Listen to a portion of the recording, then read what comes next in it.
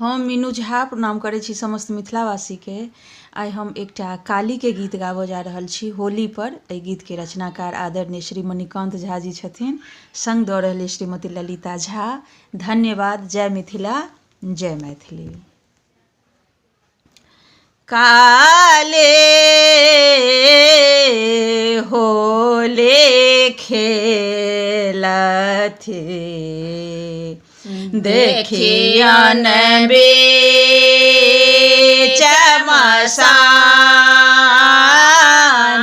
काले होले खेलथे देखियन बीच मसान, गरदन मुंडक माला शोभने,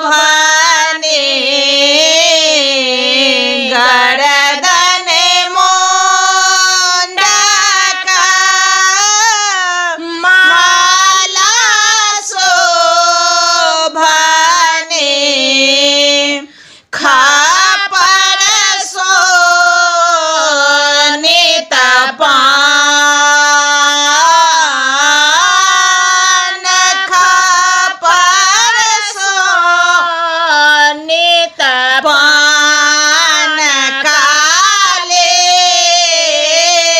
होले खेलथे देखियन बीच मसान, जीवल करनिमा के, जीवल करनिमा के, होयत दैत जियान, होयत दैत जियान, काले होले खेलथे देखियन बे